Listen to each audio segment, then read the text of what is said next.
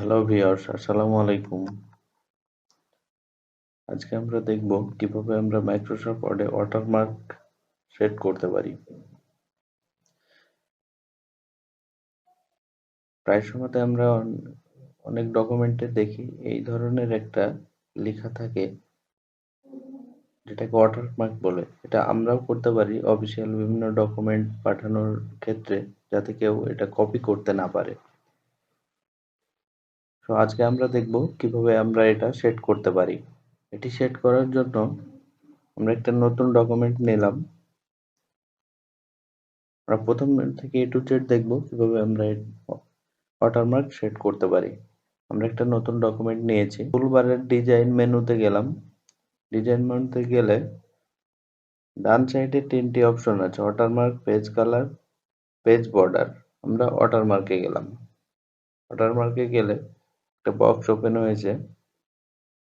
এখানে কিছু ডিফল্ট কিছু ওয়াটারমার্ক রয়েছে, যেগুলো আমরা চাইলে ইউজ করতে পারি কিংবা আমরা আমাদের মতো করে কাস্টমাইজও করতে পারি। তাছাড়া আমরা আমাদের office.com থেকে তাদের ডিফল্ট কিছু ওয়াটারমার্ক ইউজও করতে পারি, যদি আমাদের পিসিতে নেট কানেক্ট থাকে। আমরা দেখব কিভাবে আমরা এই ওয়াটারমার্কটা কাস্টমাইজ করতে পারি। সেজন্য আমরা কাস্টম ওয়াটারমার্ক, ওকে, একটা বক্স চলে আসছে।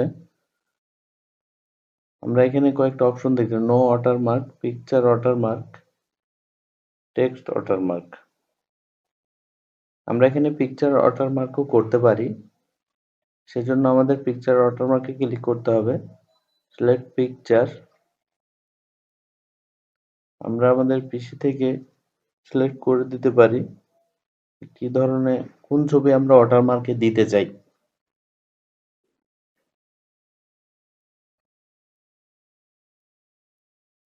এখানে দেখতে পাচ্ছি একটা কাবা শরীফের ছবি রয়েছে, এটাই আমরা ওয়াটারমার্কে দিতে চাচ্ছি।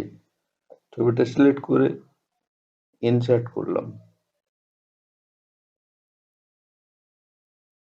ছবিটা অটো, যতটুকু আছে অতটুকুই নিবে, কিংবা ছবিটা কতটুকু জুম হবে কিংবা কতটুকু ছোট করতে চাচ্ছি, এখানে তার একটা রেশিও আছে। আমরা চাইলে এখান থেকে কাস্টমাইজ করতে পারি।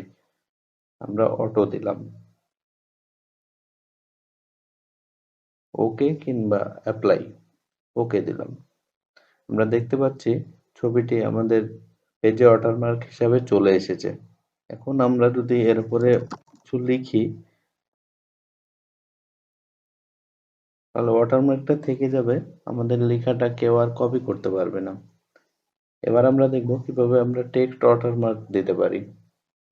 কাস্টম ওয়াটারমার্ক, প্রথমে আমরা দেখলাম কিভাবে আমরা পিকচার ওয়াটারমার্ক হিসাবে পিকচার ইউজ করতে পারি। এবার দেখব কিভাবে আমরা টেক্সট ইউজ করতে পারি। টেক্সট ওয়াটারমার্কে ক্লিক করলাম।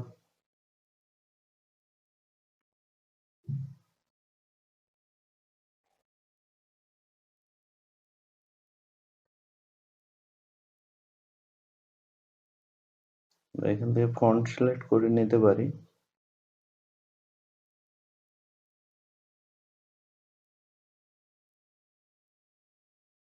এখানে আমরা কি ওয়াটারমার্ক দিতে চাই সেটা লিখে দিতে পারি।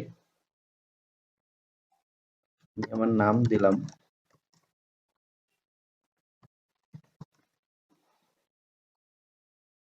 ওয়াটারমার্কটা বিভিন্ন ধরনের কালার করতে পারি।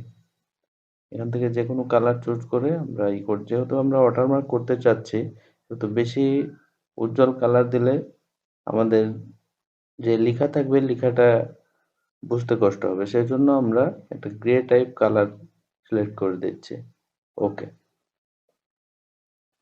আমরা খেয়াল করলে দেখতে পাবো আমাদের পেজে যে নাম লিখেছিলাম সেটা ওয়াটারমার্ক হিসাবে চলে এসেছে। এভাবে আমরা অফিসিয়াল কিংবা যে কোনো ডকুমেন্ট দিতে পারি, তাহলে ডকুমেন্টটি কেউ নকল করতে পারবে না। তাহলে আমরা দেখলাম কিভাবে আমরা খুব সহজেই ওয়াটারমার্ক কাস্টমাইজ করতে পারি। আজকে এ পর্যন্তই, দেখা হবে অন্য কোনো ভিডিওতে। আল্লাহ হাফেজ।